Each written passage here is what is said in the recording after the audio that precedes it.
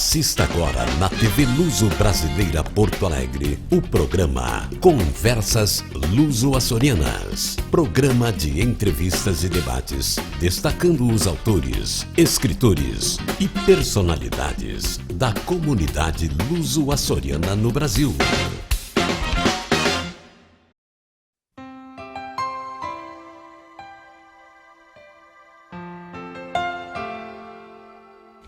Povoamento açoriano, a lei que o criou e quem o vem executando anualmente é um programa da TV Luso-Brasileira sediada na rua Plácido de Castro 154, na sede ou instalações do Instituto Cultural Português e ajudado nos programas por João Riel, presidente do Instituto Cultural Português, e por Moacir Roberto dos Santos, encarregado dos serviços de Câmara. Nosso ato de hoje, 15 de janeiro de 2025, é um programa que comemora o Dia do Povoamento Açoriano, que será comemorado no dia 16 de janeiro. Hoje é a véspera. Amanhã, naturalmente, faremos mais um programa em homenagem ao ato. Falar ou dizer do povoamento açoriano é um ato um pouco complexo. Podemos lembrar que aí por 1996-95, a professora Santa Inês incomodava muito os sócios do Instituto Cultural Português, lembrando que era necessário também fazer as comemorações do povoamento açoriano e escolher uma data. Só em 1999 é que ela conseguiu o apoio de alguns sócios, incluindo Carlos Soares, Terezinha Carvalho da Silva, Vera Barroso e outros, comemorar este ato. Fizemos uma reunião preparatória para ver como se devia lembrar ou fazer essas comemorações. O que é certo, a reunião resultou e não resultou. Resultou pelo seguinte, é que Santa Inês, vendo-se com pouco apoio ou com muito pouca boa vontade dos seus amigos do Instituto Cultural Português, tomou uma iniciativa que, por um lado, resultou muito boa, mas uma iniciativa que até pode parecer um pouco infantil. Ela fez um pedido, falou com amigos do Instituto Histórico e Geográfico e apresentou a proposta que era bom saber como se poderia fazer essa comemoração do povoamento açoriano. O Instituto Histórico, tendo lá pessoas amigas como Miguel do Espírito Santo, a própria Vera Barroso e Dante de Leitano e outros muitos, imediatamente responderam à professora Santa Inês com um grande ofício, que era uma narrativa histórica, que era um projeto. O dia do povoamento açoriano deve ser escolhido, deve ser o dia 16 de janeiro, porque foi no ano de 16 de janeiro que o governador ou vice-rei do Brasil, Gomes Freire de Andrade, não é assim esse nome? Foi o dia em que esse governador do Brasil, também chamado vice-rei do Brasil, fez uma lei chamada Bando Convocatório, e essa lei determinava que os açorianos que chegassem a Santa Catarina, quer queiram, quer não, eles devem ser também obrigados a ir para o Rio Grande do Sul. Então, essa lei saiu, o Bando Convocatório saiu no dia 16 de janeiro. Então, a data será essa, 16 de janeiro, é a data comemorativa, é a data, portanto, oficial do povoamento açoriano. Por quê?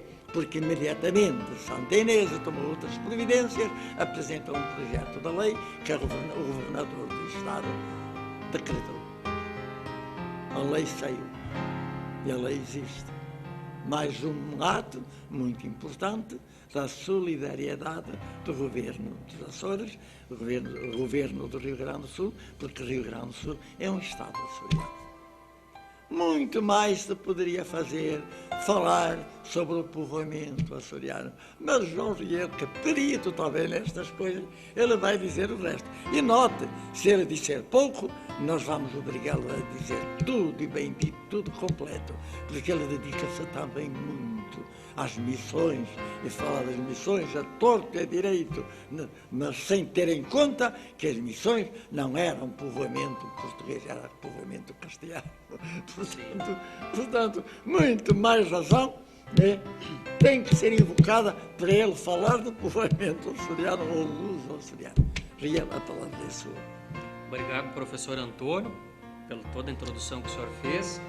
E agradeço a oportunidade enquanto membro honorário do Instituto, enquanto diretoria anterior e pela presidência interina do Instituto, porque o Instituto, com toda a história que teve nesses 40 e tantos anos de atuação no Rio Grande do Sul e todo o Brasil e também Europa e Portugal, temos e devemos essa obrigação de parabenizar pelo ato, como o senhor mencionou, da professora Santa e o seu e alguns sócios beneméritos, que tanto se dedicaram para que essa data fosse possível e, via decreto de lei, as comemorações da chegada dos açorianos no Rio Grande do Sul, em específico também no Brasil. Este ano, professor Antônio, nós estaremos comemorando 273 anos do povoamento açoriano no Rio Grande do Sul e também no Brasil.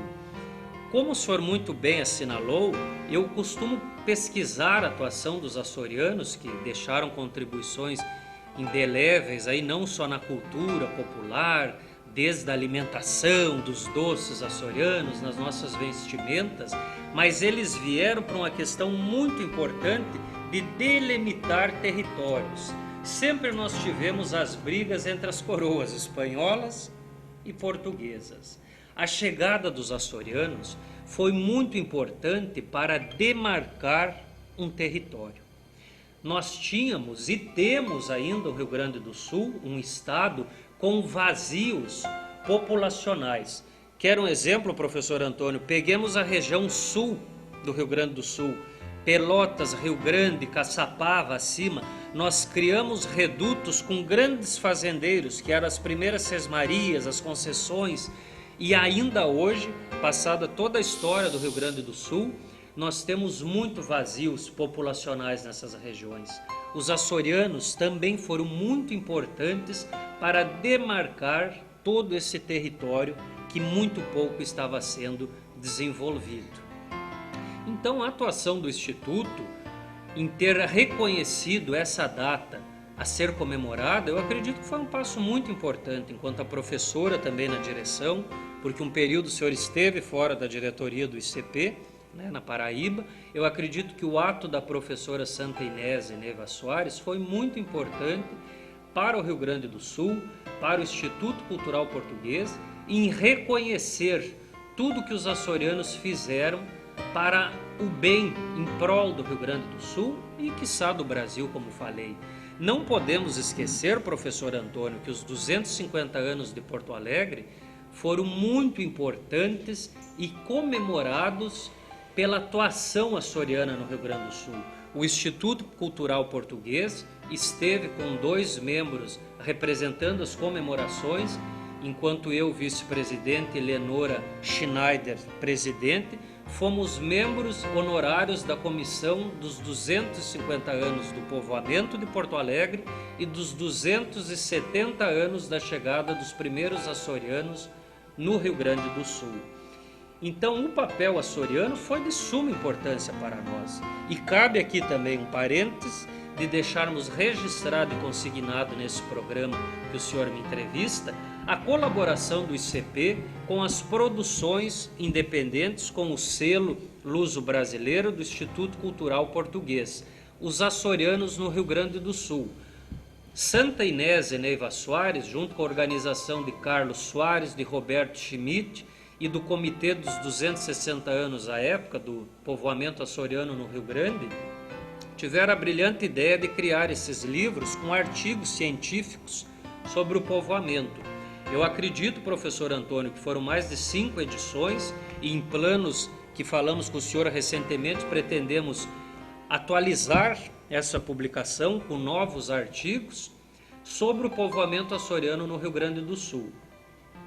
São trabalhos valorosos como estes que nós precisamos ressaltar e darmos seguimento. Então eu acredito que a iniciativa sua de hoje estarmos fazendo um início de comemorações é de suma importância e levar esse trabalho para os nossos autores, telespectadores, da mesma forma. Eu lhe agradeço a atenção e com certeza será o primeiro de muitos outros programas que vamos gravar sobre a temática açoriana no estado do Rio Grande do Sul e no Brasil. Brilhantes as palavras de João Reguela e dizem muito, mas há tanto ainda por dizer e tanto ainda por ficar esclarecido e dizer bem certo como se fez, se praticou este povoamento açoriano. Ele foi um povoamento imposto a ferro e fogo. O que custou este povoamento? O que custou iniciar este povoamento do Rio Grande do Sul? O primeiro ato do povoamento, que foi tentado, foi indo ao Pedro Alves Cabral, estava no Brasil, andava com a viagem dele para chegar à Índia. Já o rei de Portugal investia forte neste povoamento. Cabral ainda não tinha chegado à Índia, mas o rei de Portugal tinha recebido a carta de Pedro Vaz de Caminha, onde o rei viu que tinha chegado ao sítio que estava determinado no mapa. E Pedro Alves Cabral foi descobrir esse sítio. Chama a carta, diz mesmo o sítio. Não era o Brasil, era o sítio que estava no mapa. Mas o rei, quando viu aquilo, e o sítio já estava bem localizado, imediatamente preparou uma frota, uma pequena frota, uma armada, para ir imediatamente fazer a demarcação. Demarcou imediatamente toda a costa, desde o Natal até devia ser demarcar até ao fim do bojo do Brasil. Mas o atrevido Gaspar de Lemos avançou pelo mar fora e chegou até o Rio da Prata e demarcou tudo. Isto até vem numa carta de navegação muito de Américo Vespúcio. Até vem. É só para verem a comunicação, a importância deste ato. Como o rei, pois, evidentemente, que adiantava descobrir uma terra se ela não era povoada. O mal do Rio Grande do Sul é que dizia era, mas não vinha ninguém para aqui. Ninguém queria, nem via, nem queriam vir. E os primeiros povoadores, quem foram? Foram aqueles que pediam fazendas, sesmarias, davam-lhes a terra, ele punha, mas era a querer gado. Mas agora, vir o povoador que pegou na enxada e lavrou a terra, custou muito. E nós vamos voltar ao tema e vamos fazer, porque o livro que vai sair, que está quase pronto, é a diáspora portuguesa. Mas o tema dele chama-se Diáspora, Presença, marcar a presença. E depois povoamento, marcar a presença, né? Marcava-se a presença no Rio Grande do Sul, pediram ao rei as Marias, mas o povoamento não. Eles não vinham aqui para ficar, não vinham povoar, queriam marcar a presença e queriam a terra, mas o povoamento não. Jerônimo de Ornelas, porque quem é Jerônimo de Ornelas? Fundador de Porto Alegre, meu parente também, né? Então, seu parente, não, você é descendente dele. De Ornelas também, ganhei a cidadania açoriana por sangue também dos também Ornelas. Também descendo de Jerônimo, né? Também de Jerônimo de Ornelas, quem era? Como foi que ele atuou? Cesmaria de Santana, né? Um nome Pois, que ele queria importante estar ele era um bandeirante, queria vender gado, não era? E viu muito bem que aqui havia muito gado solto. Sim. Pediu uma sesmaria, foi o primeiro, um dos primeiros. Pediu uma sesmaria logo imediatamente. E quando viu que a coisa rendia, veio, mudou a residência de Santa Catarina para Rio Grande do Sul. Cesmaria de Santana, o bairro Santana ainda deve a ele. E ele transformou-se, marcou a presença, mas transformou-se em povoador. Portanto, o tema realmente é a diáspora, a dispersão, o encontro da rota marítima. Sim. Que Pedro Cabral também veio na procura da rota marítima. Foi buscar o sítio, a rota para o sítio, que vem na carta de Caminha, não é invenção minha. Bem, portanto, a diáspora deu-se era primeiramente encontrar o caminho, a rota. Depois marcar a presença, deu-se. Isso foi logo. Mas o povoamento, esse que custou muito.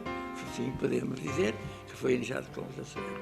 E com isto nós vamos dar para o programa de hoje e espero continuar. E então até à próxima oportunidade.